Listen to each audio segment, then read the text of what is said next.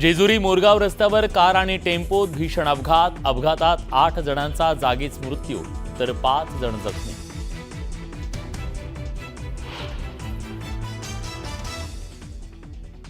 अरण्य ऋषी मारुती चित्तमपल्ली काळाच्या पडद्याआड वयाच्या 93व्या वर्षी वृद्धापकाळानं निधन. गेल्या महिन्यातच पद्मश्री पुरस्काराने करण्यात आलं होतं सन्मानित. शिवसेनेचा उद्या 59वा वर्धापन दिन. टीजरमध्ये उद्धव ठाकरेंच्या शिवसेनेकडून हिंदुत्वाची साद तर शिंदेंच्या शिवसेनेकडूनही वर्धापन दिनानिमित्तानं ठाकरेंना डिवचणारं व्यंगचित्र. मनसेसोबतच्या युतीवरून उद्धव ठाकरेंची चाचपणी.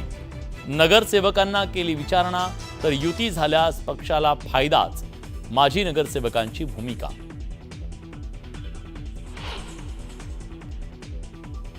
शाळेतल्या हिंदी सक्तीला मनसेचा कडाडून विरोध. हिंदी सक्तीचा निर्णय मागे न घेतल्यास संघर्ष अटळ. राज ठाकरेंचा सरकारला इशारा तर मनसैनिकांकडून मुख्याध्यापकांना पत्र. नव्या शैक्षणिक धोरणात मराठी मातृभाषा अनिवार्य तर हिंदीला पर्याय दिलाय. मराठी भाषेला नाही. हिंदी सक्तीच्या वादावर मुख्यमंत्री देवेंद्र फडणवीसांचं स्पष्टीकरण. नालासोपाऱ्यातल्या मदर वेलकणी शाळेत मनसेचं खळखट्याक. शाळा सोडल्याचा दाखला देत नसल्यानं संचालिकेला महिला कार्यकर्त्यांकडून मारहाण. जयंत पाटील उद्योगमंत्री उदय सामंतांच्या भेटीला. दोघांमध्ये 1.5 तास बंद दाराआड चर्चा. सूत्रांची माहिती. राजकीय वर्तुळात चर्चांना उधाण. सांगलीत भाजपचा काँग्रेसला दे धक्का. वसंतदादा पाटलांच्या नाचून जयश्री पाटलांचा भाजपमध्ये पक्षप्रवेश.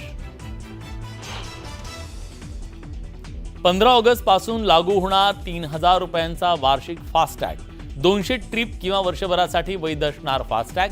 मंत्री नितीन गडकरींची मोठी घोषणा. संत तुकाराम महाराजांच्या पालखीचं पंढरपूरकडे प्रस्थान. वारकऱ्यांचा उत्साहानं देहूनगरी दुमदुमली. मुख्यमंत्र्यांकडूनही पादुकांचं पूजन. वारकऱ्यांसोबत फुगडी.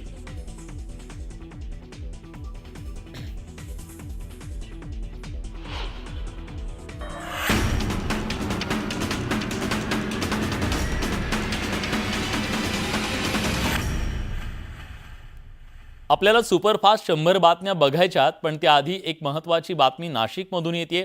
नाशिकच्या कुंभमेळ्यासाठी विशेष अभ्यास समिती गठीत करण्यात आली आहे.